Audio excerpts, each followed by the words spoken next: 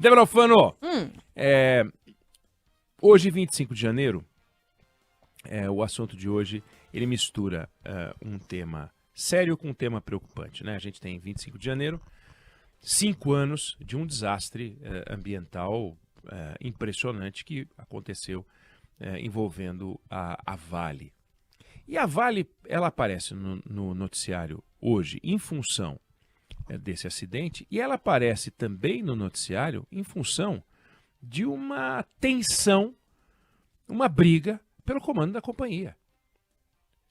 É um negócio que está no noticiário político, eu vou chamar de noticiário político, mas ele tem uma repercussão econômica, porque você está falando de uma companhia privada gigantesca, a maior companhia privada brasileira, responsável por metade da exportação do Brasil para a China. Você pega tudo que o Brasil exporta para a China, metade é Vale.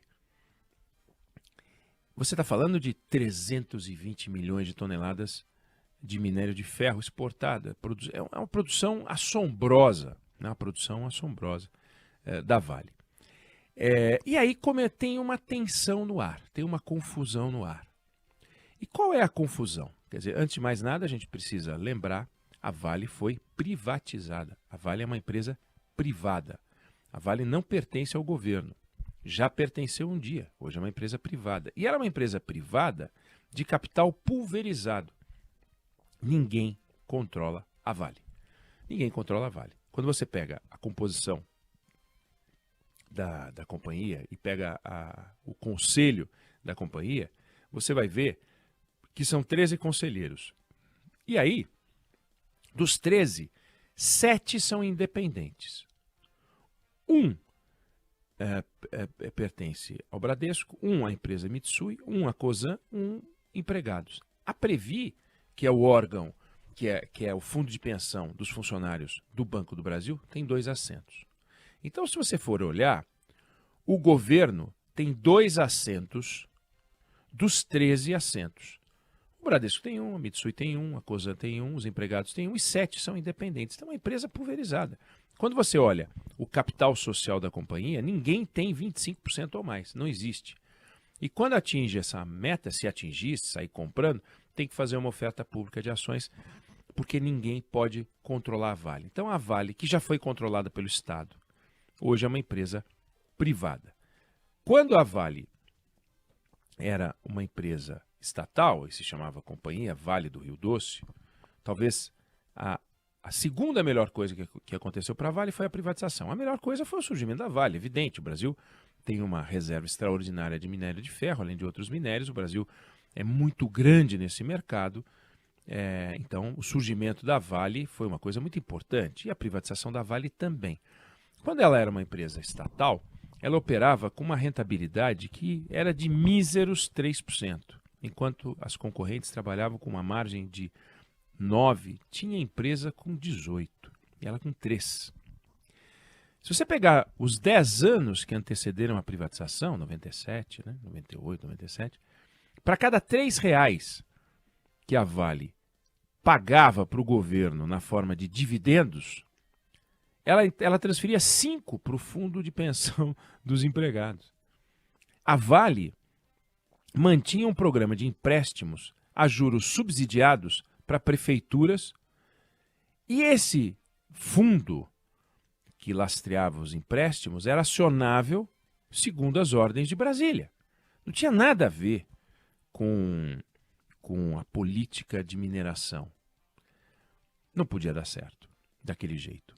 Se pegar o penúltimo ano da Vale sob administração governamental, 1995, a empresa faturou o equivalente em dinheiro de hoje, já corrigido pela inflação do dólar, 7 bilhões de dólares. O que dá, no câmbio de hoje, 35 bilhões de reais. Em 1995, 2 anos antes da privatização. No ano passado, 2023, a Vale faturou 208 bilhões de reais. Então, 35 bi de reais para 208 bilhões de reais, 6 vezes mais. O que a Vale faturava em um ano, agora ela fatura a cada 2 meses. Ela exportava o equivalente também em dinheiro de hoje, vou falar em dólar, não vou corrigir para reais, 5 bilhões de dólares. Hoje, ela exporta 10 vezes mais. Como eu falei, 50% da nossa exportação para a China. Você pega a Vale hoje, ela no ano passado atingiu 100% do consumo de energia elétrica renovável no Brasil. Tudo que ela consome, 100% de energia elétrica renovável. Ou seja, transição energética, descarbonização. É uma empresa que viveu 2 grandes desastres pesados, Mariana, viveu Brumadinho. E é aquilo, né? Uma empresa aérea, por exemplo, que enfrenta um desastre, tem que aprender com o desastre para não acontecer de novo. Então, é uma empresa que vem trabalhando em segurança das operações, que vem trabalhando em segurança dos funcionários, trocou a gestão que cometeu os erros, né? Ou que a gestão, quando aconteceram os erros em Mariana e em Brumadinho, quer dizer, o presidente da empresa em Mariana era o Murilo Ferreira. O presidente do acidente em Brumadinho era o Fábio Schwartzman. E agora não é. 3 meses depois, em abril de 2015, em abril de 2019, o acidente foi em janeiro, fevereiro, março, abril, 3 meses depois entrou o atual presidente, o Eduardo Bartolomeu. Bom, ok, então está lá o Eduardo Bartolomeu, CEO da empresa, fazendo as negociações para reparação de Brumadinho, avançando na operação da companhia, aumentando tal, assume o governo Lula. E o governo Lula começou a fazer uma discussão, uma pressão para colocar o Guido Mantega na presidência da empresa. No final do ano passado, depois de muita costura política, que envolveu vários líderes petistas, até o José Dirceu entrou no meio, vários. O Lula topou o Guido Mantega, ex-ministro da Fazenda, ministro da Dilma, topou que ele fosse integrante do Conselho de Administração. Como eu falei, são 13 integrantes. Ele ia pegar uma das vagas da Previ. Não ia pegar a vaga do Bradesco, da Mitsui, dos independentes, da Cosan, nem dos empregados. Uma das vagas da Previ. E o que circula no mercado é que pessoas ligadas à Previ e aos conselheiros da Previ começaram a torpedear o Guido Mantega. Porque se iam perder a boquinha, iam perder uma vaga que iria para o Guido Mantega. E por esse acordo que se fechou no ano passado, o Guido Mantega iria para o Conselho de Administração e o Eduardo Bartolomeu seguiria como presidente da Vale por mais 3 anos. E isso seria ratificado numa reunião do Conselho de Administração, que é o que tem que acontecer. Bom, aí quando começaram a torpedear o Guido Mantega, o Palácio ficou doido, não gostou, Palácio do Planalto, o presidente Lula não gostou, e destacou o ministro de Minas e Energia, o Alexandre Silveira, para sair ligando para os conselheiros. E tem conselheiro que confirma o recebimento da ligação, para, de novo, a entrar na ideia de colocar o Guido Mantega na presidência da empresa. E aí, é uma confusão. O presidente da companhia é escolhido por um sistema de recrutamento internacional, pessoas com experiência na área. O Eduardo Bartolomeu tem 10 anos de Vale, ocupou o cargo de diretor de logística no Canadá e tal. O Mantega não tem. E agora as gestões todas são para quê? Para acalmar o Palácio do Planalto e tentar garantir a volta do desenho anterior. Guido Mantega no Conselho de Administração, Eduardo Bartolomeu mantido na presidência da Vale, o que não está garantido. Então, o que está acontecendo nesse momento? Isso só é notícia porque nós estamos falando da maior companhia privada brasileira, isso só é notícia porque nós estamos falando de uma empresa que exporta metade de tudo que a gente vende para a China. Nós estamos falando de uma empresa que vende 50 bilhões de dólares por ano para o exterior. É um negócio muito grande. E tem uma briga política num negócio muito grande. Se fosse a Petrobras, a gente daria também, a gente falaria sobre isso. Isso produz insegurança, produz instabilidade no mercado de capitais, produz instabilidade no mercado, destrói valor para a companhia. Imagina, os dois conselheiros da Previ envolvidos numa discussão que tira valor justamente, sendo a Previ o fundo de pensão dos funcionários do Banco do Brasil, tira valor justamente daquilo que é mais importante, o principal ativo deles, que são as ações da Vale, que eles detêm em volume tão grande que dá a eles duas cadeiras no conselho. E eles estão lá detonando a Vale. Com a Vale perdendo valor de mercado, isso é uma coisa muito ruim. E é o que está acontecendo nesse momento, um debate que compromete a estabilidade de uma empresa. Um debate político comprometendo a estabilidade de uma empresa. Lembrando que é uma empresa privada, lembrando que é de capital pulverizado, lembrando que ninguém tem o controle. Só que o governo tem um controle político do setor. Mais do que isso, controle administrativo do setor. A Vale precisa de licenças, tem que pedir para conseguir licenciamento ambiental aqui e ali. Se o governo quiser travar, prejudica a Vale. Aí os conselheiros independentes, que não querem saber de política, eles querem saber do seu retorno, eles daqui a pouco querem vender. Vamos vender a nossa posição na Vale. Vamos vender. Aí sai vendendo, quando todo mundo sai vendendo, o que acontece? As ações caem. As ações caem. E aí a empresa perde valor. Isso é muito ruim para quem detém as ações. O governo, por exemplo, quer dizer, os funcionários do Banco do Brasil têm. E a Vale é uma tremenda pagadora de impostos. A Vale é uma tremenda empresa para distribuir dividendos. Quem colocou, por exemplo, lá atrás, a Vale permitiu, 2002, nem lembro o ano, mas enfim, a Vale, acho que é 25 anos.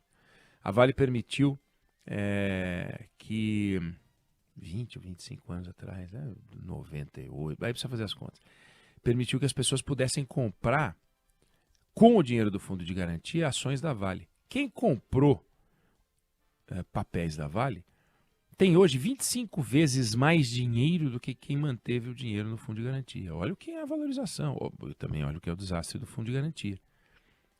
Mas então, uma empresa desse porte, e quando o governo fala em fomentar a indústria, fomentar a iniciativa privada, estimular o setor produtivo a trabalhar, o mercado precisa de calma e tranquilidade. Já é complicado trabalhar no mercado, porque o mercado, a iniciativa privada, muita discussão, muito debate, muita briga, concorrência, desafios logísticos, desafios de investimento, capex, ou seja, investimento, dinheiro para investir e tal. Isso já é uma coisa difícil.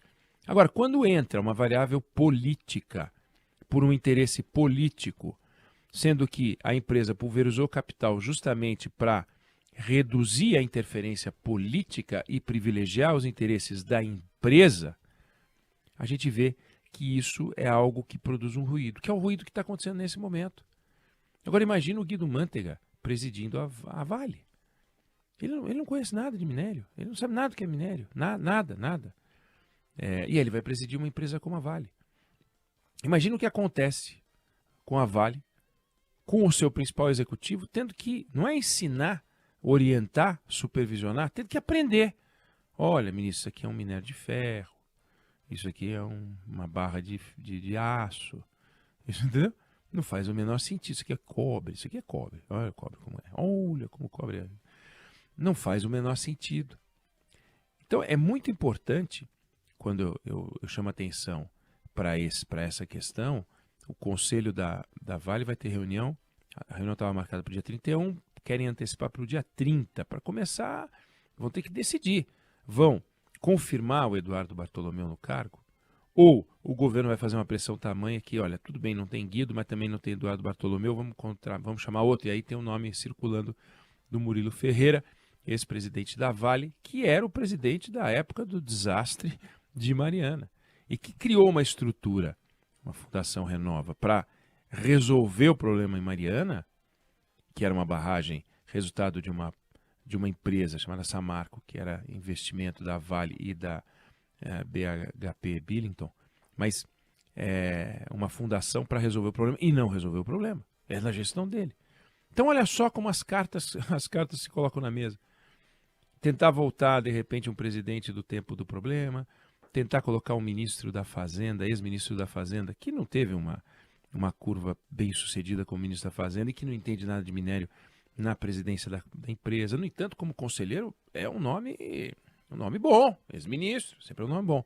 Então, esse é o ruído que tem hoje na maior empresa, ou seja, mesmo numa empresa de capital privado, tem confusão política acontecendo e você tem que saber disso, porque você vê como os olhos dos políticos brilham e querem crescer sobre o setor privado, até sobre o setor privado. Uma coisa é fomentar o setor privado, outra coisa é incendiar o setor privado, que é o que está acontecendo neste momento.